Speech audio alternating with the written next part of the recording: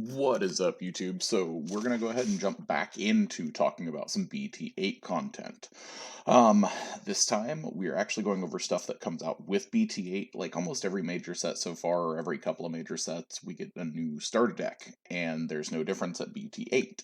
We get a Mostimon and an Imperial Dramon starter deck to boost those decks, and the Imperial Dramon is actually really, really good. So we're gonna go ahead and talk about that.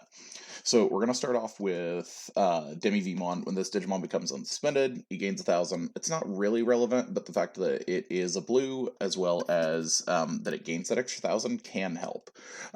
If anything, you can honestly just cut this Demi Vmon, only play the 4 really good Demi Vmon that are, when attacking, if this Digimon has jamming, you draw a card. The cards, that Demi Vemon's actually insane, because especially under like this Vmon here, he just auto has jamming, so you attack, jam, free rookie, single attack, and then you draw a card. So it's immediate +1. So good. Um, and we're going to be playing 4 of the EX1 Vmon. When this Digimon becomes unsuspended, you're gaining a memory. It's still really good. And then we're playing 4 of the newest one, which can Evo over a green or blue, which is really cool. On play, reveal top 3 cards of your deck, add a free Digimon among them to your hand, place the remaining on the bottom of the deck. Really, really good. And then we are going to be playing 2 of this Wormmon, the new one. At the end of your turn, you can DNA Digivolve this Digimon and one of your other Digimon into a Digimon card in your hand by paying its DNA Digivolve cost. So whereas normal Jogress or DNA Digivolve, you don't have to pay the cost if you just do it normal. This is gonna still have to pay the cost of the Digivolution, but at the same time, you're still putting an imposing threat on the table for your opponent to have to deal with, as well as if it goes off with the new starter deck Imperial Dramon, there's a lot more it can do. We're going to be playing 4 of the EX1 XVmon, gains jamming, and then while this Digimon has Imperial Dramon or free, it gains jamming. So its source is what's really, really important, because it auto is going to give all of our biggest dudes jamming. And then we're going to be playing 3 of the new XVmon from the starter. Would be played from your hand. If you have a green Digimon in play, you can reduce its cost by 1. So he does play for 3, like a lot of the really good level 4s that are lower than this DP. But he does have, if you have a green Digimon in play, he gets plus 1,000 for the turn. So you can honestly, even though jamming is a big thing for the deck, it's really good. Then we're gonna play 2 Roachmon. I'm sorry, 2 Roachmon. It's just for if we haven't seen our rookies. It's an easy level 4 to build off of. Then we're gonna be playing 4 of the new Stingmon. He's the exact same effect as the XVmon. Reduce the memory cost to play this card from your hand by 1. If you have a blue, but then when attacking, if you have a blue Digimon in play, draw a card. This card's insane. He's so good. Then we're going to get into our Jogress Digivolutions, and they are both coming from the starter deck. We're going to play 4 of each. The first one is going to be this here, Pyoldramon. So how DNA Digivolve works is you take the exact colors. Think of it kind of like Yu-Gi-Oh! With Synchro Summon, stuff like that. I hate to compare this game to like Yu-Gi-Oh! But like for players that are just coming into the game, that's one of the best ways I could put it. You're taking 2 cards together and making them a new something. Best way I could put it for people that are coming from Yu-Gi-Oh! To this game. Stack the Digimon cards and Digivolve for 0 cost, and then Digivolve as an unsuspended Digimon. So Jogress is that's what it's called in Japan. Just it's DNA Digivolve in America. It's such a powerful new like feature for the card game to have. And then when digivolving, if this Digimon DNA digivolved, return one of your opponent's Digimon with 6k DP or less to the bottom of the owner's deck, and then unsuspend it when it attacks once per turn. The card's insane. Actually, it's actually insane. He does not have a source, which kind of sucks, but that's where we get into Dino Beamon, the other Jogress Digivolve. You'll hear me call it Jogress a lot, and that's probably what you'll ever hear me call it in any of my videos, just because it is a lot easier to say several times, then DNA Digivolve, DNA Digivolve. You'll hear me call it Jawgrass more often. Again, take a level 4 green, level 4 blue, stack them, unsuspend him. It costs 0 to Evo into him for 2 level 4s. Jawgrass is such a good feature.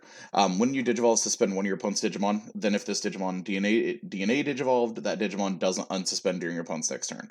So if you don't have an out to like something they have huge, and you Jawgrass into him, you suspend it, and then because you Jawgrassed into this, it's not going to unsuspend during your opponent's next turn. So that's really, really good. We're going to play one of the BT3 Imperial Dramon, just because, like, you're going to have jamming. You unsuspend all your stuff with jamming. Like, he's still really good as a one-of.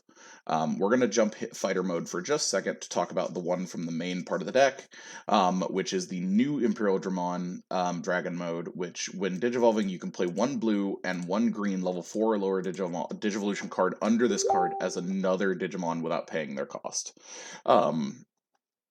Sorry, guys, sorry if you heard the background. I don't know how to turn that off. If anybody knows how to turn off like background notifications on a computer, comment that below for me, because like I don't know how to turn those off for when I'm recording. But so if you Evo into him after you've already Jawgrassed into Dinobeamon, so say you play or Jawgrass into Peodramon, Evo into this, then you're going to free play like this XVmon and this Stingmon for free. And then like if it's still your turn, you can Jawgrass both of those into another Pyodramon for free. Like if you just evoed those two into here for free, pay the 4 to evo here, pull both out, and if it's still your turn, you Jawgrass into another Pyodramon and just keep going. Like the combos in this deck are actually insane. And then we're gonna go jump into a new card in BT8 that'll come out at the exact same time. Is Imperial Dramon Fighter Mode. Everybody was super excited about getting Fighter Mode. I'm super excited about having Fighter Mode. He digivolves from Dragon Mode for 2 cost, and if you guys see this new gray box here, the new gray box is there because this outweighs the rule where nothing affects your raising area. So this stuff right here can affect your raising area. It's on like any of the armor digivolutions in BT8. It's on a lot of stuff coming in now where it's specific to a name, then it can absolutely ignore the raising area's effect, like where you can't affect it, which is cool. When Digivolving, return one of your opponent's Digimon with 10k DP or less to their owner's hand. That's huge. Like 10k, like that's big. Then when attacking once per turn, if this Digimon has a blue Digivolution, unsuspend one of your Digimon. And then if this Digimon has a green Digivolution, suspend one of your opponent's Digimon. This is your choice on how you order these, because there is no then or if. Like there's no if this happens, then you do this. Like you get to choose the order, because it is if this Digimon has this, you can do this. If this Digimon has this, you can do this. So you could easily, when attacking, suspend one of your opponent's dudes, unsuspend this, and then swing into the suspended. Like you get to choose the order of that because you are the attacking player. So stuff like that's real cool.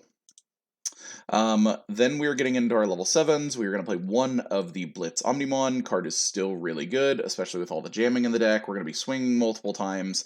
He still can finish games real hard. And then we're going to talk about the BT8, one of the 2 BT8 secret rares, Imperial Dramon Paladin mode. He's so cool. His art's gorgeous. I am torn on which art I like better between the alt art and the regular. This is the regular. When your Digimon would Digivolve into this card in your hand, you can return 1 white level 7 Digimon card from your trash to the bottom of your deck to reduce the Digivolution cost by 4. So if you have already blitzed, and that blitz is dead, you can return the blitz to the back to bottom of your deck to evo this on top of like any of your Imperial Dramon here, for a 3 cost. Then when you Digivolve or when you attack, these are not once per turn, so like you can do this when you Digivolve and when you attack in that same turn.